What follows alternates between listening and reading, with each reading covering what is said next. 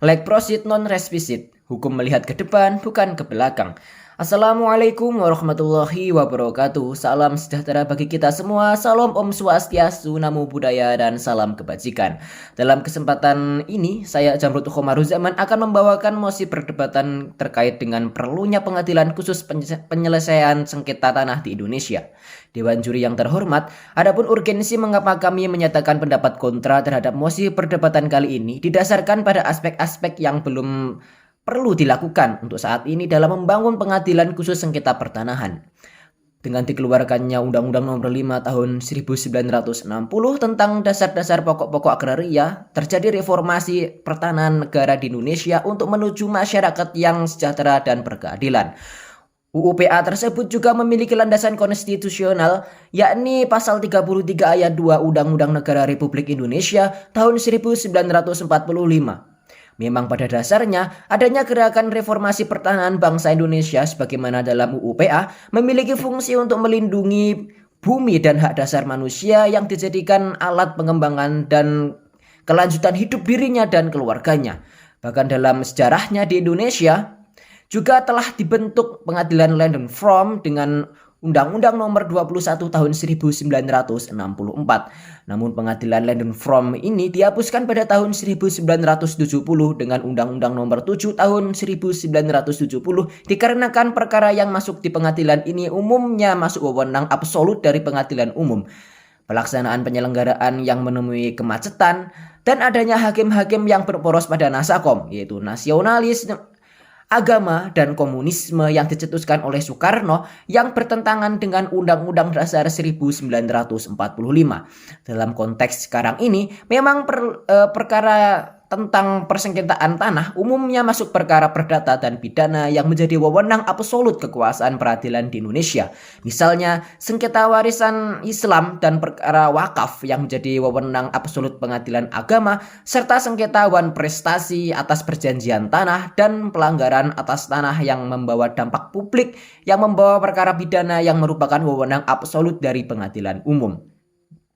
Menurut pakar hukum pidana Profesor Rodiah dan Profesor Salim HS dalam bukunya Hukum Pidana Khusus menjelaskan bahwa untuk membentuk suatu pengadilan khusus diperlukan undang-undang yang berisi hukum material pidana khusus yang lengkap dan sistematis sebagaimana Undang-Undang Nomor 31 Tahun 1999 tentang pemberantasan tindak pidana korupsi dan Undang-Undang Nomor 35 Tahun 2009 tentang narkotika.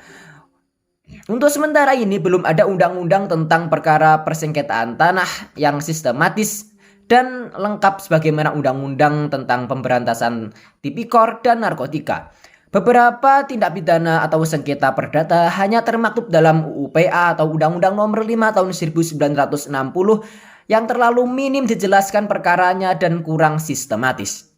Selain itu, dengan mengutip pendapat ahli tata negara Dr. Bayu Dwi Anggono bahwa untuk saat ini pembentukan pengadilan ad hoc persengketaan tanah juga belum diperlukan. Beliau menjelaskan bahwa untuk saat ini yang perlu dibenahi dalam hal kualitas hakim. Menurutnya, untuk saat ini perlu dibuat undang-undang baru tentang jabatan hakim, bukan dibuatnya lembaga baru. Hal ini dikarenakan agar hakim menjadi berkualitas dan menciptakan keputusan-keputusan yang berkeadilan bagi masyarakat pencari keadilan, termasuk pihak dalam urusan persengketaan tanah. Untuk saat ini, menurut beliau, pembentukan lembaga baru di pengadilan bila penegak hukumnya masih dalam bayang-bayang mafia peradilan, sama saja tetap merugikan pencari keadilan, yang oleh karenanya diperlukan undang-undang tentang jabatan hakim.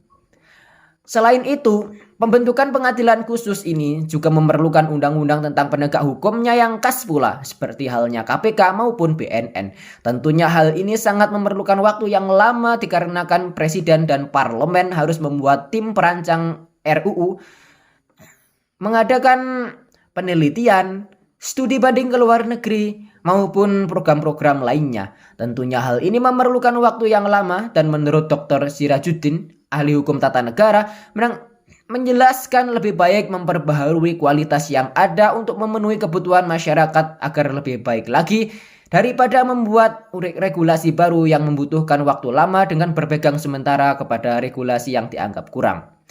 Dengan demikian, dapat saya simpulkan bahwa pembentukan pengadilan khusus itu belum diperlukan dikarenakan banyaknya kasus persengketaan yang masuk dalam ranah kekuasaan peradilan lain. Belum adanya undang-undang yang mengatur hukum material tentang perkara khusus persengketaan tanah, lamanya pembuatan undang-undang tentang lembaga baru sehingga kurang memenuhi kebutuhan masyarakat dan lebih baik untuk merevisi lagi daripada berpegang pada undang-undang lama yang penuh kekurangan sembari menunggu RUU disahkan. Sebagaimana hal ini diungkapkan oleh Dr. Sirajuddin.